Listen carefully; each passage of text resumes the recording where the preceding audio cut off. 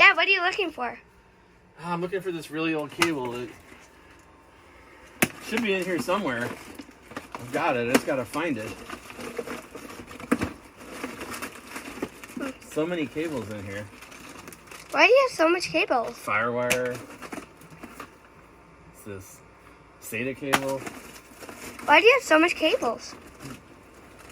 When you get your own house and you're growing up, you too will have a box of cables of things that you no longer have. Everybody's got a box of cables, just like this. There's SCSI. Oh, here's a USB to serial adapter. That's old. Aha! I found it. I gotta get it out of here. Look at this thing.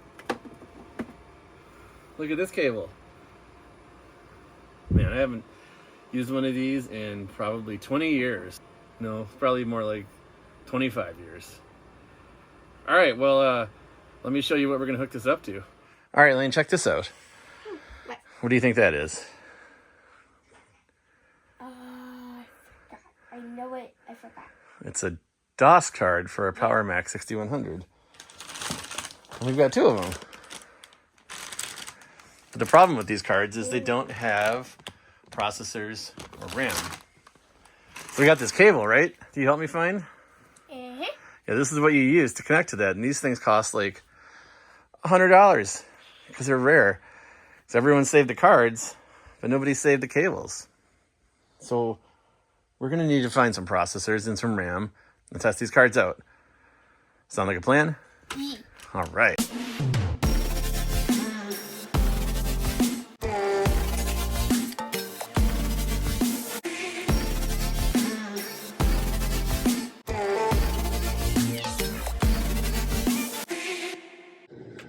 All right, so here we have a PowerMac 6100, so we'll be using for testing these cards out. We've got our DOS compatibility card. Now, I don't think Apple used any electrolytic capacitors on these, so I think we shouldn't have to do any work on them other than install RAM and processor. So I went looking through my collection, found a couple of old processors. This one's got a bent pin. So I've got two processors.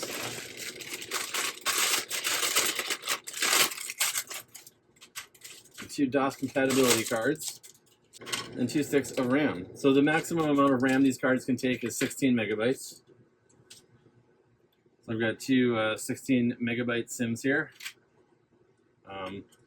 You know, I've probably got some of these in my bag of SIMs, but I wanted to get some new ones just to make sure that I don't have any problems with RAM being bad and trying to swap that out. It can be a little difficult to troubleshoot a PC that doesn't have direct video out, so I wanted to get some things on here that were actually easier to work with.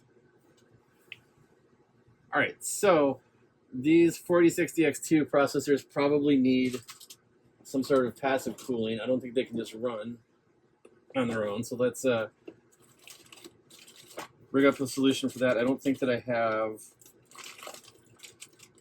an actual 486 passive cooler, but I can definitely make something work with these AliExpress chip coolers that I have here. So I got a bag of these chip coolers from AliExpress. It's probably like $1 or $2. They're adhesive backed with a thermal pad, and you know they work for little tiny chips. Like you can put them on your RAM if your RAM gets too hot, but you can also stack a bunch of them back to back on top of the processor as well. The other thing about these cards is since they sit upside down, you can't have too big of a heatsink. You know, so a lot of the stock Intel heatsinks may not even work on these just because of the size of them. All right, so let's go ahead and install these processors first. All right, so I do have the correct orientation. I just double checked. Let's go ahead and install this Intel chip then. All right. Then we'll put some these little heat sinks on it. All right, I think we can fit 3 more on there. All right.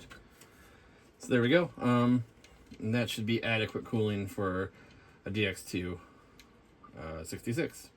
All right, so I got my RAM here. We'll take the RAM and install it. So this one looks like somebody actually had used force on the RAM slot to get the processor out when they were reclaiming it. This slot is a little damaged. I hope it still works. It makes getting the RAM stick in a little difficult. You know, all these pins are kind of pushed out. That's right, they're snapping back in.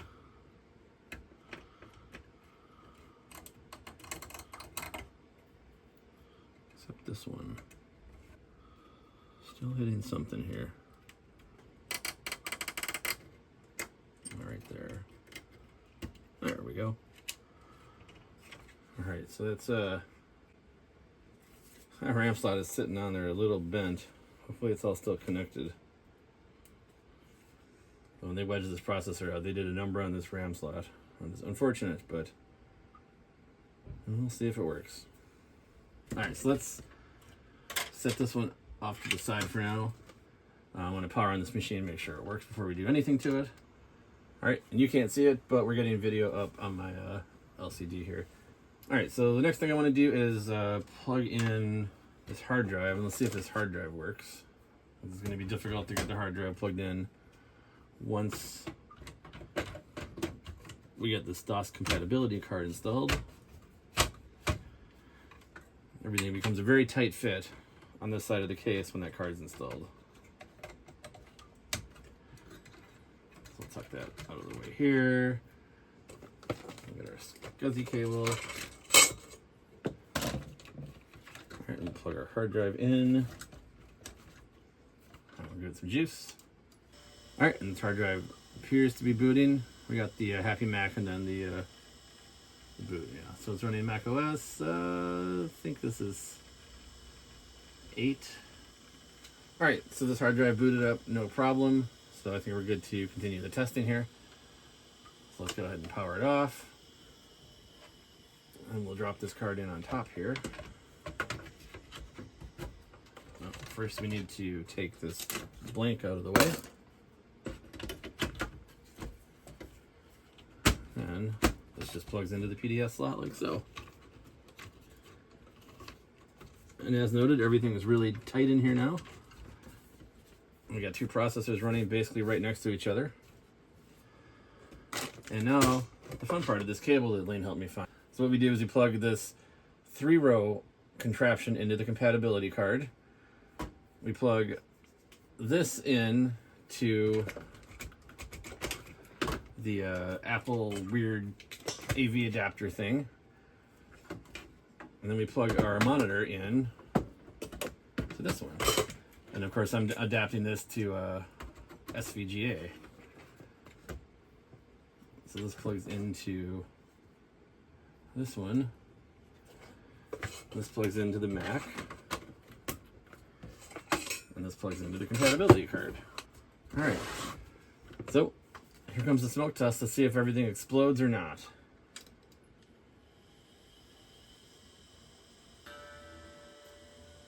Alright, so we've got this whole contraption plugged in here, and we are actually getting video out, and it's booting up just fine. So now I need to get the software required to run this card onto this machine. I do have a CD drive for this guy, so let's go ahead and plug that in. We also now have this PC joystick port that we can use with a standard game port device on the PC side of things. Alright, so let me grab that software, and then we'll come back and get it installed on here. Alright, so while we're booting up, let's talk about the PC card a little bit more. So this part right here that's screwed on, this is actually the sound card. I think the code name for this board was the Houdini II. The Houdini I was a previous incarnation of this DOS compatibility technology that Apple had. It's basically just an entire PC running on, this expansion card here. So to get sound out, we've got this cable here. So the Sound Blaster puts the sound out through the standard CD audio cable that Apple used for years. And you plug this into the system board. It's got two inputs. It's got aux in for this card, and then the CD audio in that the CD-ROM uses to play CD audio. So back in the day when you put an audio CD into your Mac and hit play, it wasn't actually playing the CD through the computer. It was playing it only in the drive, and the drive had special audio out cables, and it was then running that directly into the output of the Mac.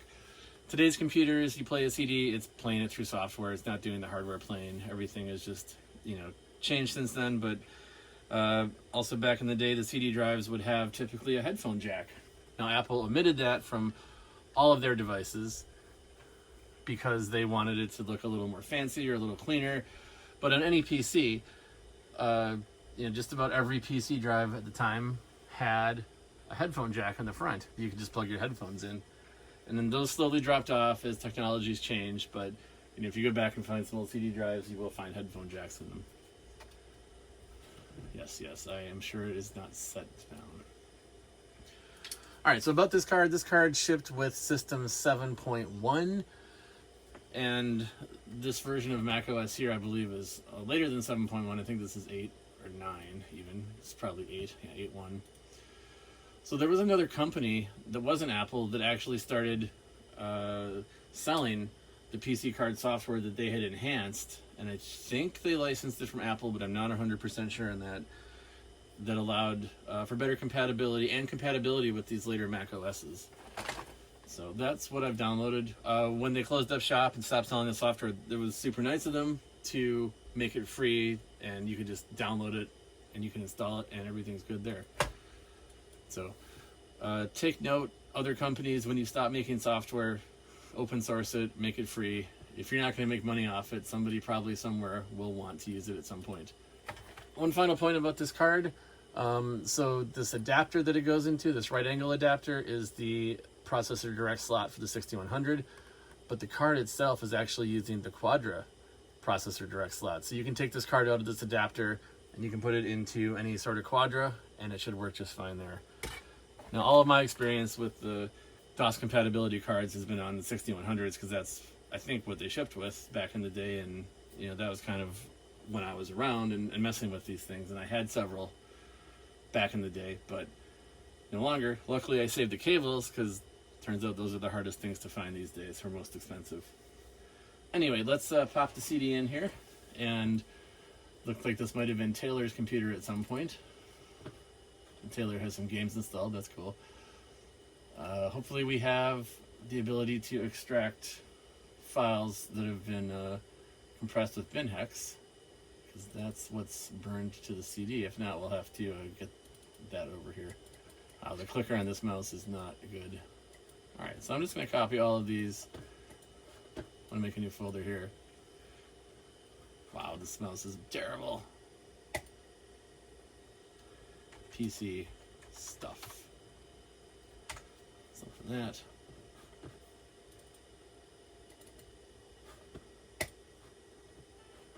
Yeah, it's trying to open it all because its click doesn't work. Did we get it? We did. So you shouldn't ever disconnect ADB while it's powered up. It's not meant to be plug and play. If you do, you can damage the ADB controller. So the next time I power this machine off, I'm going to swap out this mouse and put a note on this one that it needs to work. Alright, let's see if we can extract this here, hopefully. Alright, what do we have here that might work? Stuff it expander. Okay, I don't think it did anything. Alright, well, I'm going to take this CD and extract it on a system that I know can extract these files, and then we'll get them copied back over to here. Alright, so I was able to extract the file for the installer on my Performance 600, and then I plugged in the Ethernet adapter for the 6100. Well, the 6100s use AAUI or Apple AUI for Ethernet, so it's a non-standard Apple special connector. And I actually copied the file back to my G3, so we'll grab it from there. Connect as a guest. Connect to Macintosh hard drive. And then on my G3, I made a PC folder. And here is the setup. So we'll drag it over here and put it back into the PC stuff folder. So it's just a small installer and it takes almost no time to copy over 10 megabit Ethernet. All right, so we can close this, we can close this. Let's go ahead and run PC setup. We'll accept these terms, we'll continue. We'll do an easy install. All right, so when this company stopped supporting and stopped selling PC Setup 2.0, they provided a code and a key for everybody to use, which I have here. You can also go out online anywhere and find this. It's pretty widely available. Macintosh Garden, Macintosh Repository will have it. So licensee name is free, all caps. Site number is 469. An authorization key is UEV-EVZ or Z and 7TU. We'll hit authorize. All right, it looks like we need PC setup 1.6.4 first. All right, so let me go out and get PC setup 1.6.4, and we will install that and then get back to this. All right, so we've got our PC compatibility software installer. We'll drag and drop this on here to install it. All right, we'll go through the exact same setup, except running from floppy. It seems to be getting along okay. All right, so we'll let this finish. All right, we'll go ahead and restart.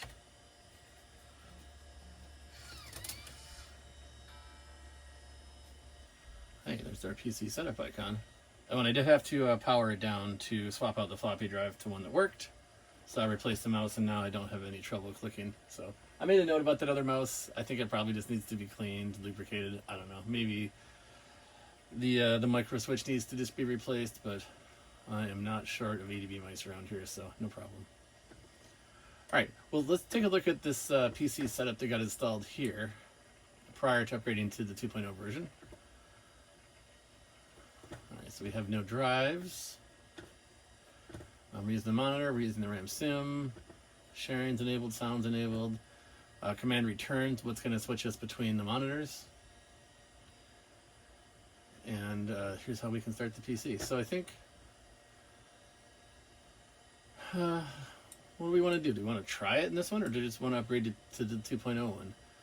I think it'll be easy enough to go back if 2.0 doesn't work, so let's just go ahead and install 2.0. Or 2.1.7, I guess it is. Like I said, I'm not experienced with this version, but I hear that it works much better. All right, so we'll enter our information one more time. Licensee name is free. Site number is 469. Nice. And authorization key is UEV-EVZ 7TU.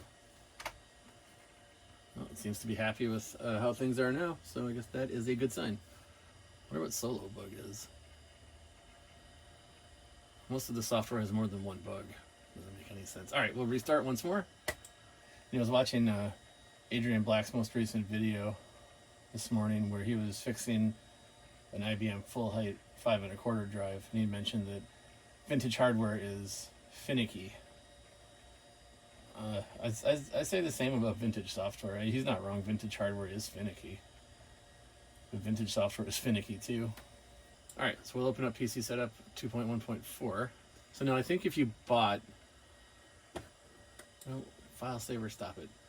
So I think if you bought a DOS-compatible PowerMac 6100, Apple would provide an image with MS-DOS already installed on it and all of their extensions already installed.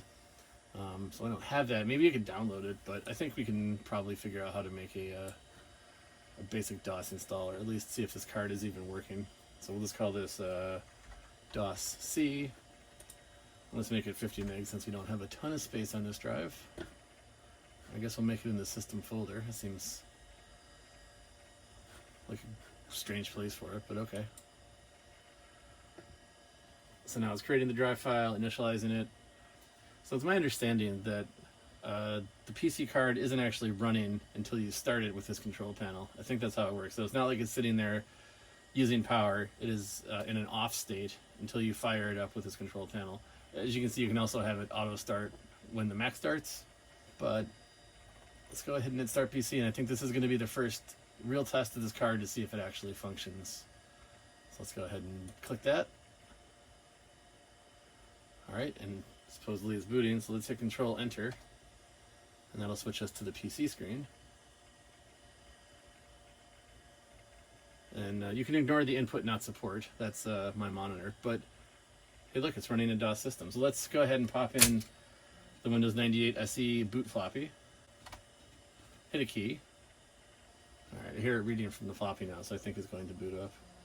And there we go. Let's go ahead and start with CD-ROM support. Why not?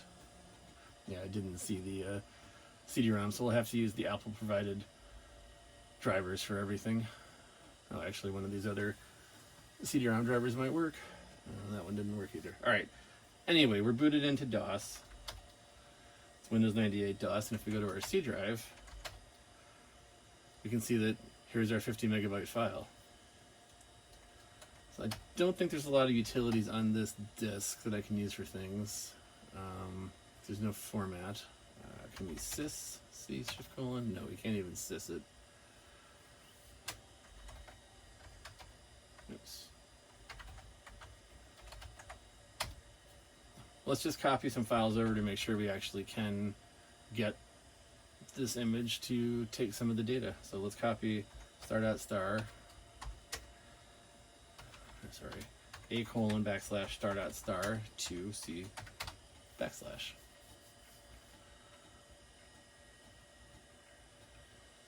So this is using the DOS card. Other than using the Mac for the keyboard and the Mac for the floppy drive, everything's running on the DOS card. Through that crazy cable with all the ends, it's outputting video directly to this monitor. The video is not being routed through the Mac. In fact, one of the fun things you can do is you can have two monitors when you have the DOS card. You can have your standard Mac monitor hooked up to the Mac side, and then another monitor hooked up to the PC side. The only, I guess, real problem is you can't switch between the two on the fly. You still have to do command return to send control from one to the other. So it's, would you run two monitors with it? You know, back in the day, I think I did, just because it was kind of cool to have like the Windows 3.1 screensaver running while I was using my Mac, and I don't know, it's just kind of silly, I suppose, but it was cool. Probably still is cool. Who knows? I'm old now. I don't know what cool is anymore. But this is cool. So now on our C drive, we have those files. So everything looks like it's working just fine. So I think in this video, all I wanted to do was test out this card to make sure that it works with this processor and with this RAM. You know, I wasn't looking to do a full Windows install today. I think we'll do that perhaps in a future video, because that could be kind of cool to do. But today was just more about making sure that we can actually install the software to test the card, you know, testing the card, and then we need to test the other card as well. So let's go ahead and hit command return. We'll shut this guy down.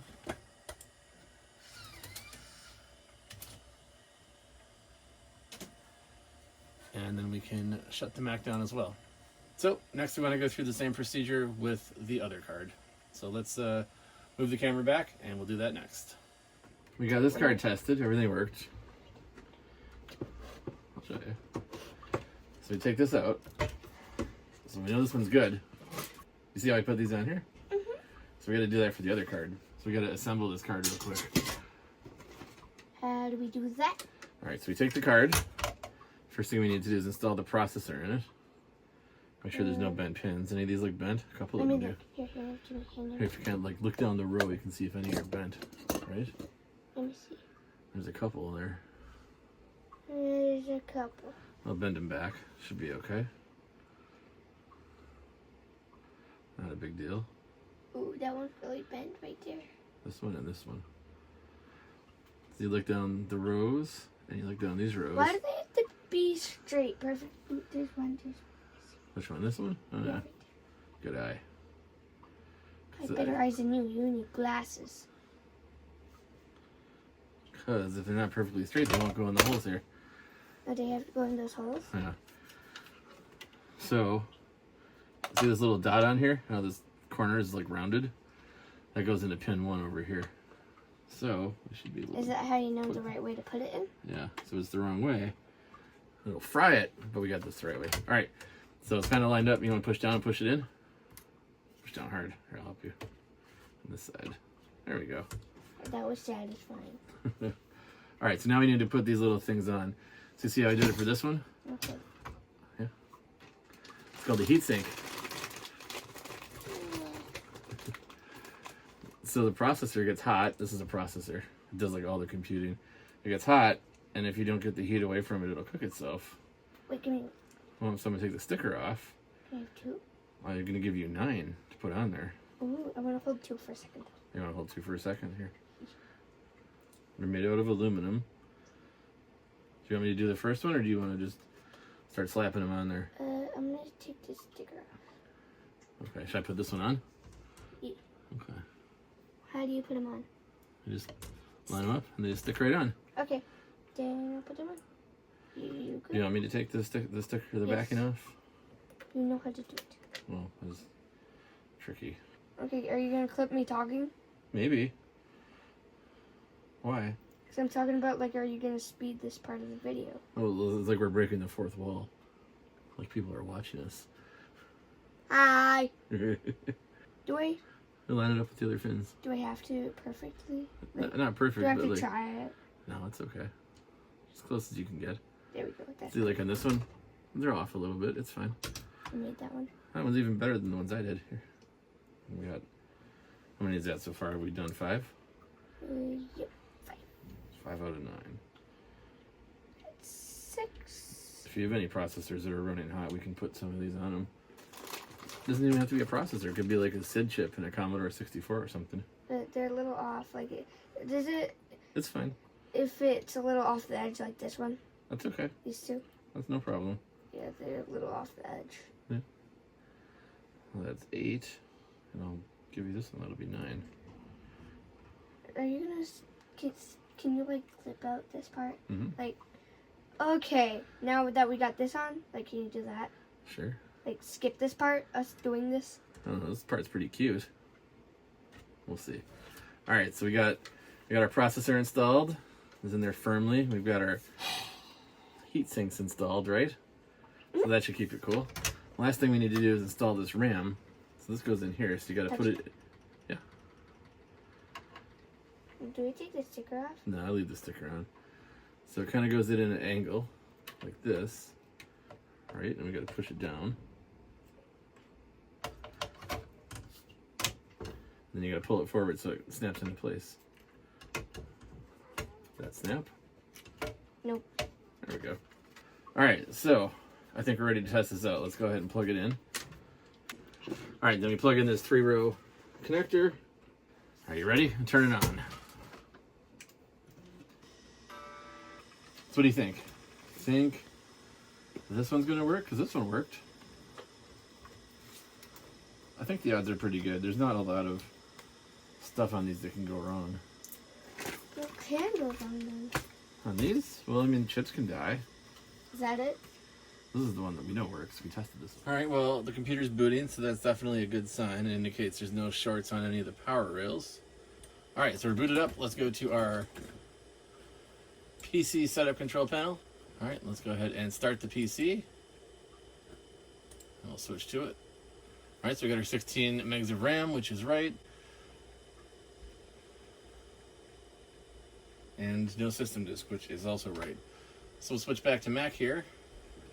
Let's go ahead and insert this Windows 98 disk again. And we'll hit Restart PC. And we'll switch to it. And the disk is spinning and being accessed, so it looks like it is booting up that DOS disk. So let's just go without CD-ROM support. Alright. And so this is a different card, but it's the same drive image, so we should still see all of our stuff on C drive. And we do. Alright, so I think we validated both of these cards work. We haven't tested out the sound, but I think basically everything's working. So there's one more thing I would like to do before we call this a video. So let me grab another floppy, and I will be right back. Alright, so let's switch back to the Mac side. We'll eject the floppy here. I've got another floppy to put in. Alright, so I've now mounted my DOS drive on my Mac. So if I go into here, I can take these files, copy them to the virtual disk, natively on the Mac, which is really cool. Close that, close that, close that. Eject this. We will eject the virtual DOS drive. Alright, so I'll put my Windows 98 boot disk in again. And we will start the PC. So we're booting off the Windows 98 SE floppy.